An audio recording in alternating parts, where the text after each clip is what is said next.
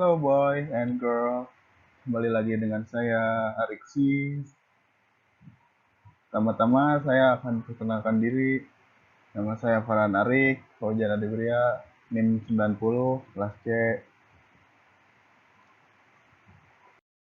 Di sini saya akan mempresentasikan sejarah kecerdasan buatan.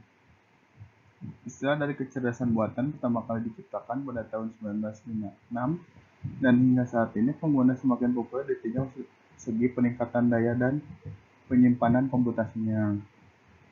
Untuk tahap riset awal, proyek AI terjadi sekitar tahun 1950-an dengan tujuan mengeksplorasi topik, penyelesaian masalah, dan metode simbolik. Yang kedua, pada tahun 1960-an, Departemen Pertahanan Amerika Serikat juga mempunyai keinginan untuk mengembangkan dan melatih komputer agar memiliki penalaran seperti manusia secara mendasar.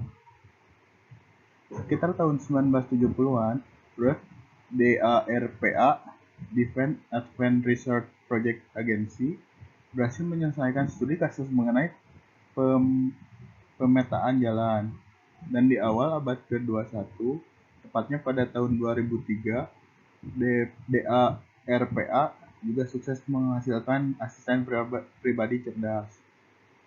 Selain itu, teknologi AI terus mengalami perkembangan hingga saat masuk pada program yang lebih detail lagi, dengan menerapkan algoritma dari deep learning, mempelajari secara mendalam di mana kecerdasan buatan yang dikembangkan mampu untuk mengejar tugas dan memberikan solusi secara lebih kompleks dengan kondisi yang bervariatif. Selanjutnya, pengertian artificial intelligence. Sistem kecerdasan yang ditanamkan atau ditambahkan oleh manusia ke dalam suatu teknologi yang nantinya akan dikembangkan dalam konteks ilmiah atau bentukan dari entitas ilmiah yang sudah ada. Kemudian pembagian kecerdasan buatan, natural AI. Yang pertama, jenis AI satu ini sangat populer di kalangan ilmuwan komputer pada akhir 80-an. Dengan natural AI, neutral AI, pengetahuan tidak direpresentasikan lewat simbol, tetapi lebih neuron buatan dan koneksi semacam otak yang direkonstruksi. Yang pertama, pengetahuan yang terkumpul nantinya dipecahkan menjadi bagian-bagian kecil disebut neuron, dan kemudian dihubungkan secara dibangun menjadi kelompok-kelompok. Yang kedua, pendekatan ini dikenal sebagai metode bottom up yang bekerja di bawah, tidak seperti simbol-simbol manipulating AI yang pertama. Yang ketiga, sistem saraf. Sistem sarafnya harus dilatih dan distimulasi supaya jaringan saraf bisa mengumpulkan pengalaman dan tubuh supaya bisa mengumpulkan pengetahuan yang lebih besar. Yang poin kedua, neural network. Neural network diatur ke dalam lapisan yang terhubung satu sama lain lewat simulasi. Lapisan paling atas adalah lapisan input yang fungsinya sensor seperti sensor. Sensor yang dimaksud adalah penerima informasi yang akan memproses dan meneruskan ke sistem. Yang pertama, ada setidaknya dua sistem atau lebih dari 20 lapisan dalam sistem besar lapisan yang tersusun secara hierarki. Lapisan-lapisan itu yang mengirim dan mengklarifikasikan informasi lewat koneksi. Di bagian paling bawah adalah lapisan output yang umumnya sih punya jumlah neuron buatan paling sedikit. Cara kerja artificial intelligence. Yang pertama, cara kerja dari kecerdasan buatan menggabungkan dari sejumlah data, algoritma cerdas, pengolahan sistem yang berulang, serta dapat memungkinkan sebuah perangkat lunak untuk belajar secara otomatis mengikuti pola dan fitur yang ada.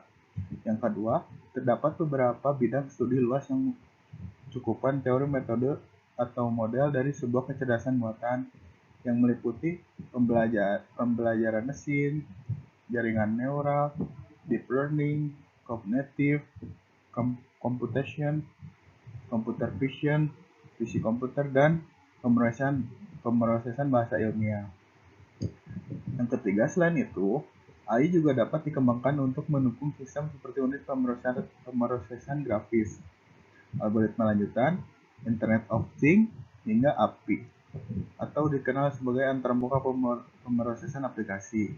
Dan yang sangat populer akhir-akhir ini, pengembangan dari teknologi berbasis mesin learning yang telah menerapkan kecerdasan buatan sebagai komponen penting. Contoh penerapan teknologi AI. Asisten virtual. Terdapat banyak sekali contoh platform atau perangkat keras yang menyediakan teknologi berbasis asisten virtual ini. Misalkan saja Google Assistant, Amazon Alexa, Siri, dan lain-lain.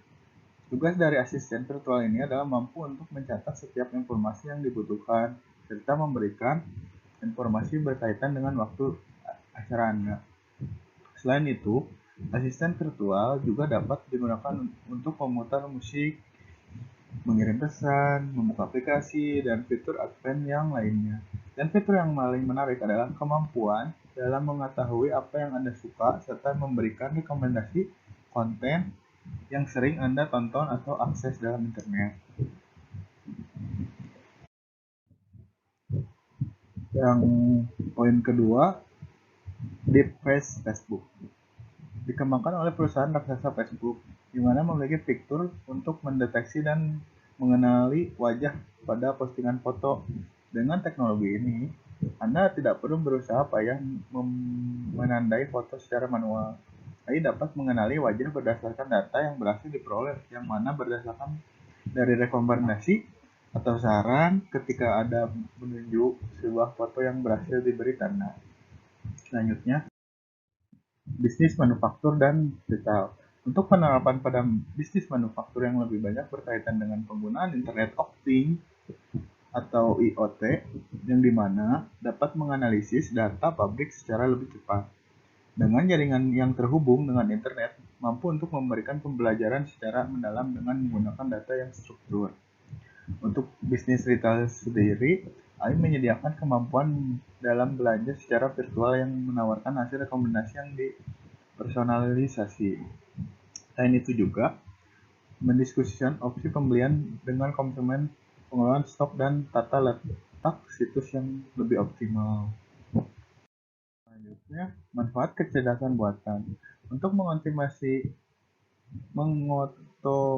pembelajaran secara berulang melalui data, AI dapat melakukan optimasi untuk menangani tugas yang lebih kompleks dan bervolume tinggi,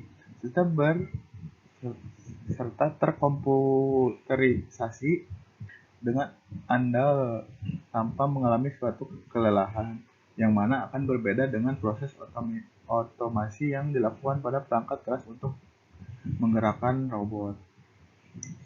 Selanjutnya, untuk menambahkan kecerdasan. Pada sebagian besar kasus AI tidak dijual secara terus-terusan, namun lebih pada keseimbangan yang dalam sebuah produk untuk meningkatkan sisi fungsionalitas dan kredibilitas perangkat tersebut. Contoh yang penerapan ini seperti asisten virtual untuk membantu menjadwalkan dan memenuhi setiap kebutuhan dari manusia sesuai dengan fitur yang dimilikinya. Memiliki keakuratan yang lebih optimal.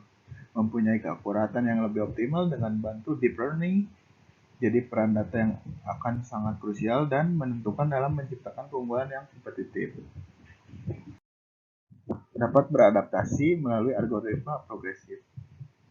Untuk AI sendiri telah menemukan struktur yang keteraturan data yang diolah sehingga menghasilkan algoritma yang lebih terampil dan cerdas.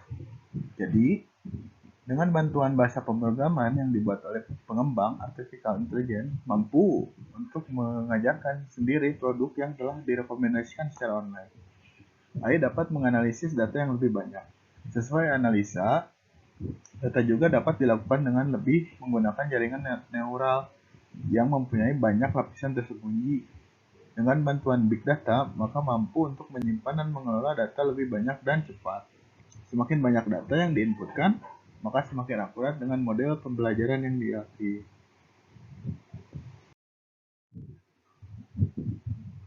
Ini contoh kecerdasan buatan. Siri, aplikasi Siri. Siri adalah asisten pribadi pintar yang menolong Anda menyelesaikan segala sesuatu cukup dengan meminta. Siri memungkinkan Anda menggunakan suara Anda yang mengirim pesan, jadwal pertemuan, melakukan panggilan telepon, dan lain-lain. Tetapi Siri tidak seperti perangkat lunak yang mengenai suara konvensional yang mengharuskan Anda mengingatkan kata kunci dan menyebutkan perintah tertentu. Siri mengerti suara natural Anda. Fungsi Hey Siri. Siri merupakan sebuah artificial intelligence atau AI understanding yang dikembangkan oleh Apple. Siri ditanamkan sebagai perangkat lunak pada perangkat lunak pabrikan Apple seperti iPhone, AC, MacBook, HomePad, dan lain-lain. Siri memiliki fungsi yang nyaris sempurna dalam pengoperasian sebuah perangkat melalui sensor suara yang diterjemahkan ke dalam sebuah perintah untuk melakukan sesuatu di dalam perangkat tersebut. Siri dapat mengenali berbagai bahasa pada pengguna untuk melakukan action tertentu. Siri dapat melakukan beberapa fungsi seperti mengirim pesan, menerima telepon, memainkan lagu, membuka suatu aplikasi, dan lain-lain. Kemudian, contoh yang kedua ada Sophia Robot.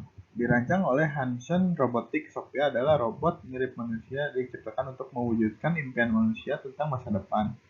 Pencipta robot ini, David Hanson, percaya bahwa hak untuk robot yang diintegrasikan ke dalam dunia kita, ketika robot di masa depan memulai berintegrasi dengan dunia manusia. Robot ini mampu melakukan banyak tugas. Sophia menggunakan teknologi pengenalan suara dari Alphabet.in. Sophia dirancang agar bisa lebih pintar dan dari waktu ke waktu. Pemrograman HI yang tertanam dapat menganalisis percakapan dan mengekstrak data yang memungkinkan dapat memberi tanggapan yang sesuai di masa depan. Dan juga Sophia telah diberi kewarganegaraan Arab Saudi. Selain itu, Sophia memiliki akun Twitter sendiri. Selanjutnya, fungsi dan kemampuan. Sophia memiliki fungsi dan kemampuan untuk memsimulasikan percakapan manusia. Sophia diprogram untuk memberikan tanggapan yang telah ditulis sebelumnya seperti chatbot. Sophia dapat memahami percakapan dan Sophia dapat menjawab pertanyaan yang menggunakan informasi dari jaringan cloud yang menghubungkan masukan dan tangan untuk dianalisis dengan teknologi.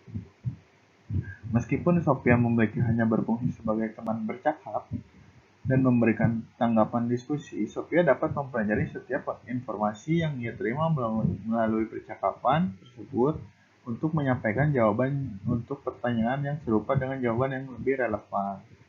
Sophia dengan kata lain merupakan robot AI learning yang merupakan AI yang terus belajar dari pengalaman mereka.